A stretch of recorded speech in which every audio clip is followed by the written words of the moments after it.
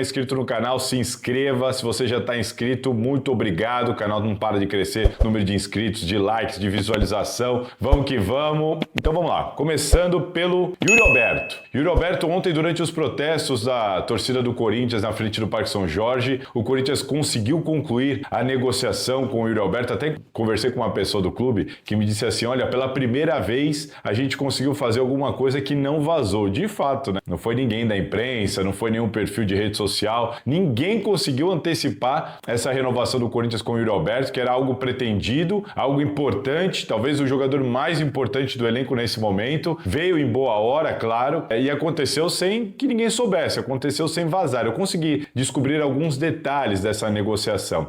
O contrato do Yuri Alberto, ele ia até o fim de 2027 com o Corinthians. Ele foi renovado e agora ele vai até julho de 2030, até a metade da temporada aqui brasileira de 2030, mas metade da temporada julho é o principal mercado europeu, todo mundo sabe, então não à toa esse contrato foi estendido até o meio da temporada de 2030. Mas agora é um contrato longo, extenso, um Corinthians que fica tranquilo, à vontade.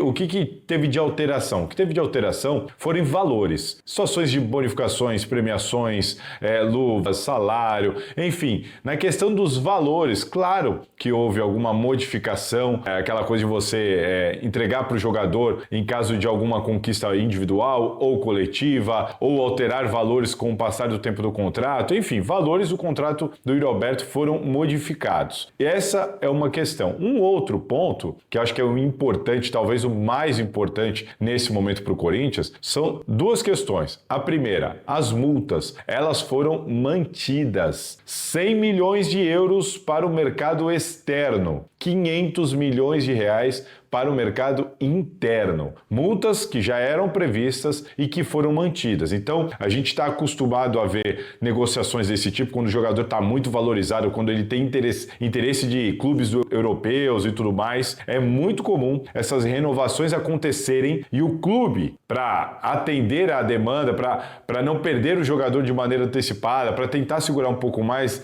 normalmente aceita a redução do valor da multa. É muito comum que isso aconteça. Ah, tudo bem, a gente renova, mas então você diminui o valor dessa multa aí, porque se aparecer uma proposta você não vai me complicar e eu renovo com você agora. É muito comum essa entrada dos empresários nos clubes e isso normalmente é aceito. Eu achei bem interessante essa postura do Osmar Stagni, de endurecer a negociação e de não aceitar a redução das multas, mesmo com a renovação indo lá para julho de 2030. Um outro ponto importante, o Corinthians, quando adquiriu o Yuri Alberto, ele ficou com 50% dos direitos econômicos e 100% dos direitos federativos. E isso também se manteve. O Corinthians continua com 50% dos direitos econômicos do Yuri Alberto. Os outros 50% pertencem ao Zenit. Lembra aquela negociação? O Corinthians não colocou nenhum valor, deu preferência de jogadores, mandou alguns jogadores, teve o Mantuan, teve o Duqueiroz, teve parte do Pedro. Enfim, o Corinthians liberou vários jogadores, trouxe o Yuri Alberto, não colocou dinheiro, ficou com 50% dos direitos econômicos e isso se manteve agora. O Corinthians continua com 50% dos direitos econômicos dele. Então é isso. Contrato renovado, extenso, timão com metade dos direitos e as multas mantidas. Isso eu sei que foi o Osmar Stagni ali duro, brigando e não cedendo à pressão do André Cury, empresário do jogador. Tá certo? Então, detalhes sobre essa negociação e agora vamos falar de um jogador que pode vir para se juntar ao Yuri Alberto no timão. Bom, eu estou falando do Vitor Sá, todo mundo sabe, o Vitor Sá é jogador que interessa ao Corinthians e tem interesse em vir para o Corinthians. A informação que eu tenho para vocês de detalhes sobre essa negociação é justamente essa. Diferentemente do caso do Biel, que era um jogador que o Corinthians queria, mas era uma negociação difícil, já sabia-se que seria difícil, porque o Sport não estava disposto a tomar um prejuízo de 7 milhões de euros. Dinheiro que eles investiram lá atrás e tudo mais. Era uma negociação difícil. Quando ele sentou empréstimo, teve a proposta negada, ofereceu uma grana, teve a proposta negada e resolveu tirar a proposta da mesa e, enfim, era uma negociação complicada. Essa Talvez não. O sentimento da diretoria do Corinthians é de muito otimismo. Essa é a palavra, otimismo. O Corinthians acredita que vai conseguir avançar agora no final de semana, até o início da próxima semana, segunda, terça-feira.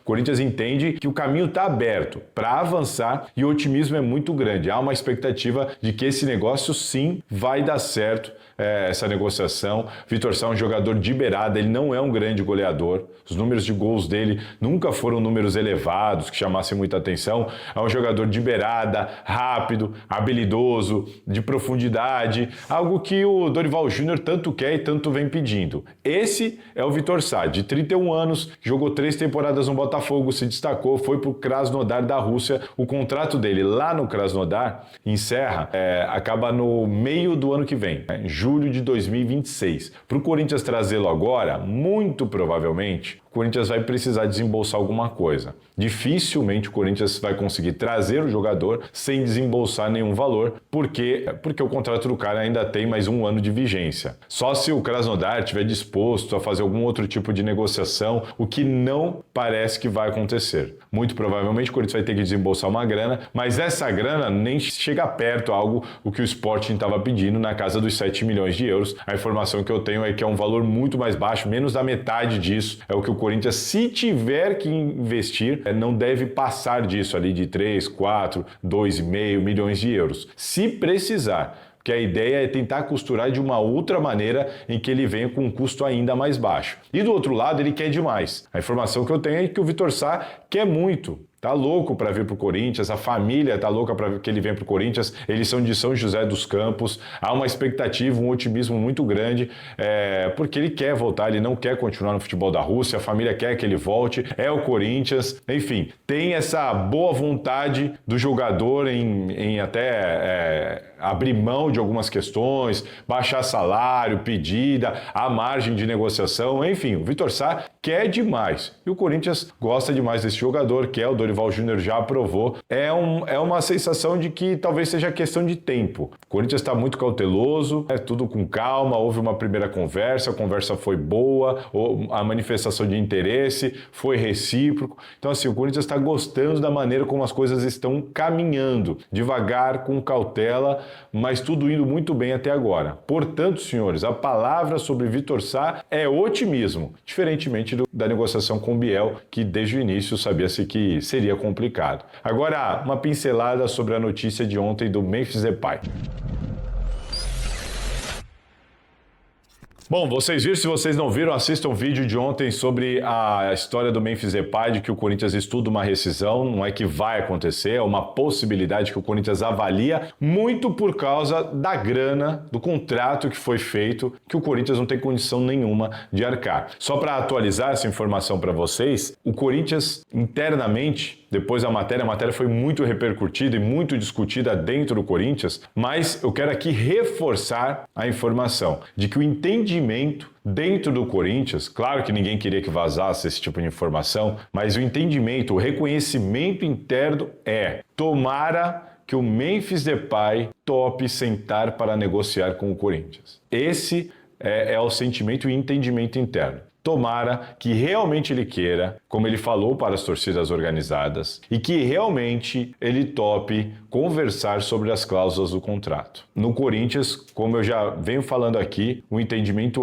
ou senta e refaz o contrato e ele continua, ou vai ter que rescindir. Por quê? O pior dos mundos para o clube seria o jogador falar: não vou trocar o meu contrato, não vou refazer, não, o meu contrato é esse, vocês assinaram, acabou, é isso, e eu quero ficar. Se ele falar que quer ficar com este contrato, aí vai virar um problemaço para o Corinthians, porque aí vai virar briga judicial, uma rescisão de repente unilateral, não sei, enfim, eles vão ter que ver o que fazer, não há nenhum consenso de qual seria a atitude do Corinthians nesse sentido. Mas Memphis Depay continuar no Corinthians até o fim aí, pelo menos até o final do ano, com este contrato, para o Corinthians é o pior dos cenários, porque é algo extremamente inviável. O Corinthians, então, pensa da maneira que eu disse aqui, outras duas possibilidades. Senta, negocia, refaz o contrato e continua. Opa, melhor dos mundos. Ou então, infelizmente, rescinde, chega a uma espécie de acordo amigável, paga o que tiver ali no acordo de maneira parcelada e ele vai para outro clube jogar e receber por outro clube já nessa janela de meio de ano. Qual é o cenário, né? O que o Memphis vai querer? Porque tudo isso depende demais do Memphis, essa aqui é a verdade. A bola tá com ele, ele vai ter que tomar uma decisão. Esse é o ponto da história do Memphis Depay. Quem não viu, assiste o último vídeo. Tudo isso muito por causa da grana. Só agora, dia 20 de agosto, vencem as bonificações. O Corinthians, nesse momento, tem que pagar para ele 10,8 milhões de bonificações. Se ele participar de mais 2 gols até o final de julho, isso vai para 12,6 milhões. Ainda tem a premiação de quase 5 milhões do título paulista e dia 9 de setembro vence a primeira parcela das luvas de 2 milhões de euros. Estamos falando de mais 13 milhões de reais, sem falar do salário, sem falar do direito de imagem. Então, mesmo com a ajuda da Esportes da Sorte, é muito dinheiro, vai sobrar vai sobrar mais de 15 milhões que o Corinthians pagar, mesmo com a ajuda da Esportes da Sorte. Isso para um jogador, num espaço ali no intervalo de 20 dias. Tem todo o resto do elenco, tem todas as outras dívidas, as outras premiações e o próprio salário dele no decorrer do ano. Então, assim, é só para este momento seria esse valor. Por isso que para o Corinthians é inviável. Ou senta e refaz, ou então um abraço, discute uma rescisão, porque ele continuar com esse contrato extremamente inviável para o Coringão.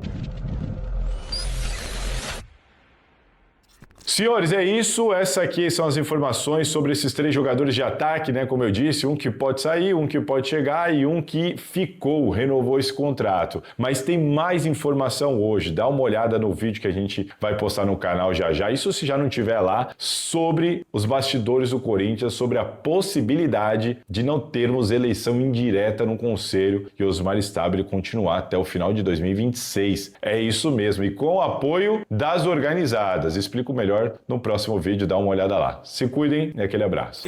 Curtiu?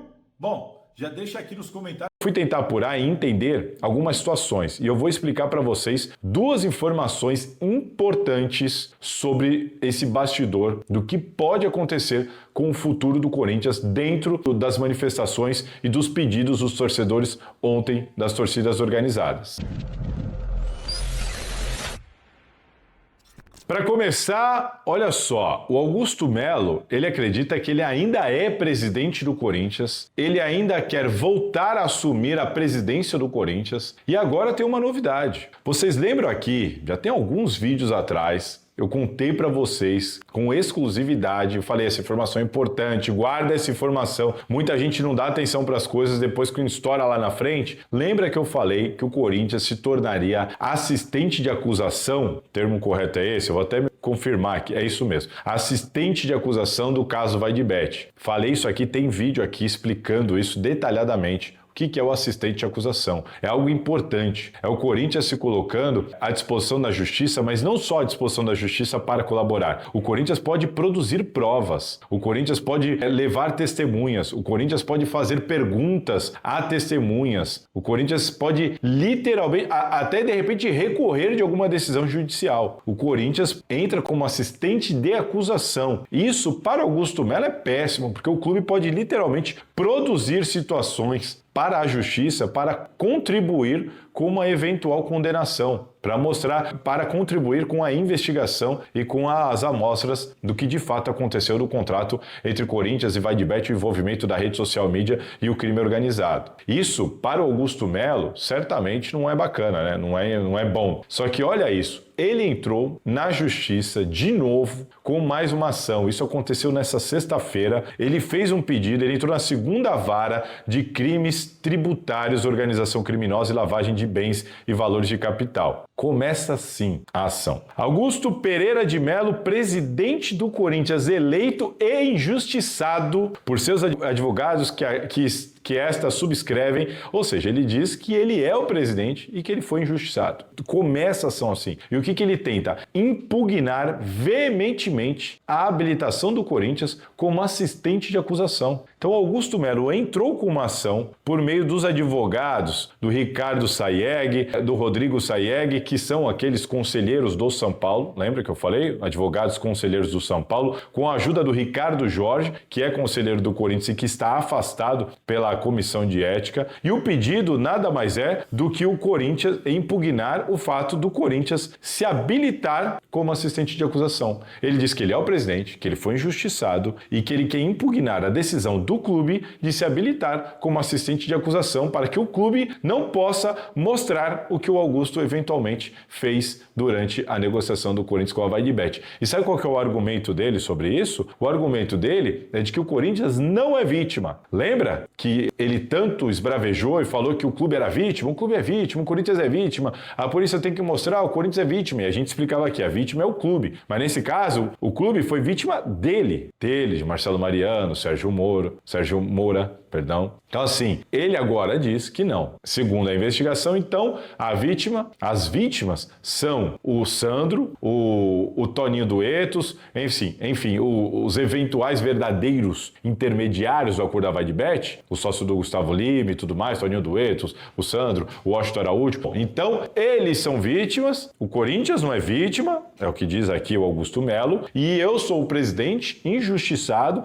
e agora estou pedindo aqui para impugnar a decisão do clube de ser assistente de acusação, porque isso pode me complicar. Essa é a ação que está aqui. O Augusto Melo, que eu tenho cópia, enfim, ela tá, nem sei, tá datada aqui, eu não achei a data. Qual que é a data aqui? Tem que ler aqui na lateral, vamos ver, dá uma olhadinha aqui, 24/7, é isso aí, ontem, quinta-feira, ele entrou com essa ação, tá certo? Então é importante vocês entenderem que este é o pedido e que Augusto Melo pretende voltar à presidência do Corinthians e não quer que o Corinthians seja assistente de acusação, olha só que coisa, né? Agora vamos por outra parte, a outra parte é olhar daqui para frente. Vocês viram que a torcida deixou muito claro no protesto dessa quinta-feira que entende que o Augusto Melo tem que renunciar em torno dele e vão pressionar o voto do associado. Se o associado votar para Augusto Melo retornar à cadeira da presidência, talvez a gente tenha cenas lamentáveis, como dizem, né? Dentro do Parque São Jorge. Só que o que eles querem mesmo é a renúncia. E agora vem um ponto importante aqui da informação apurada. Ontem eu conversei com pessoas importantes da Gaviões da Fiel.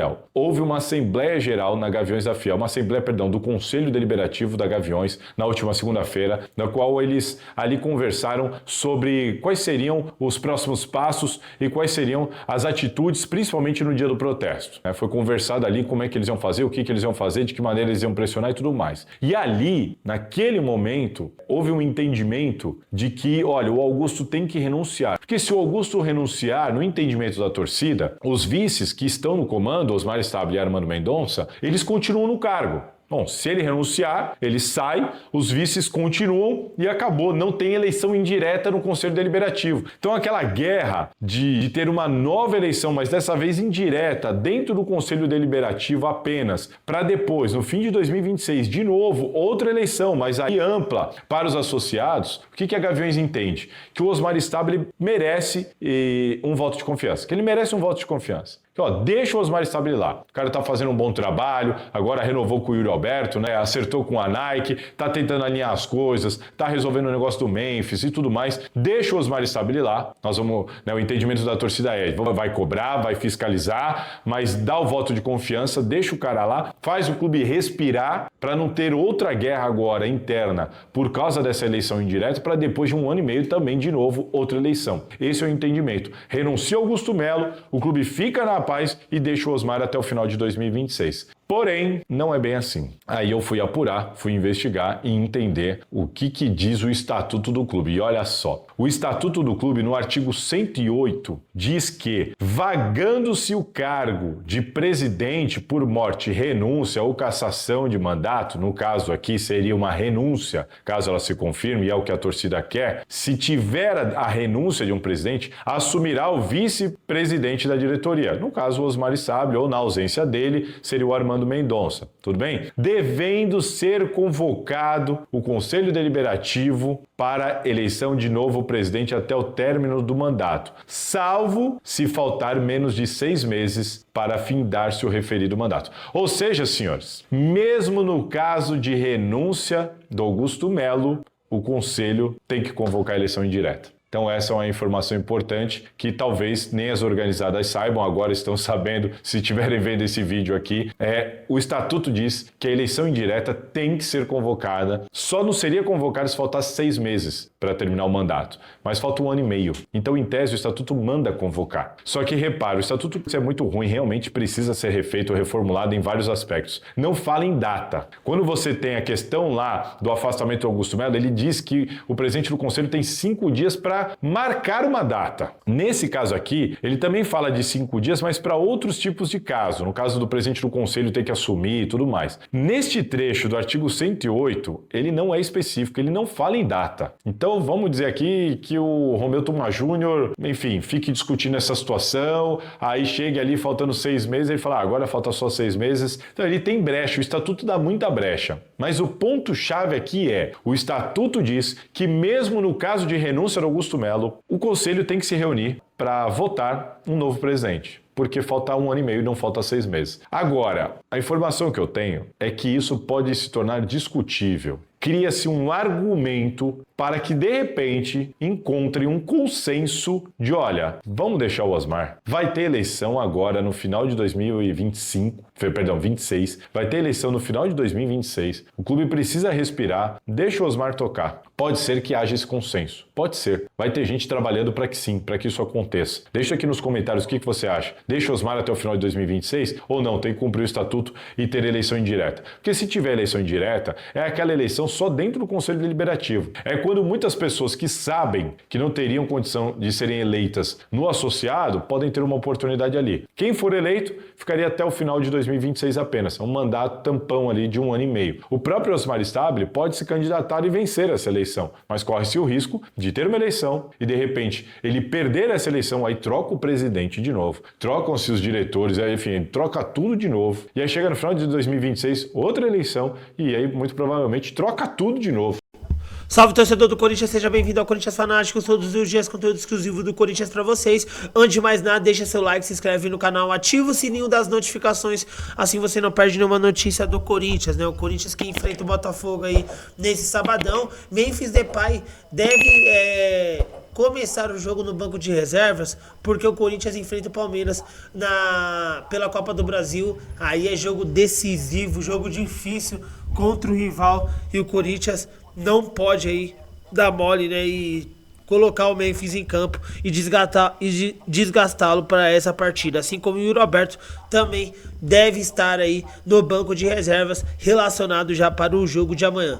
Deixa a sua opinião, seu comentário, palpite placar para esse jogo. Deus abençoe cada um de vocês, tamo junto, forte abraço e vai Corinthians!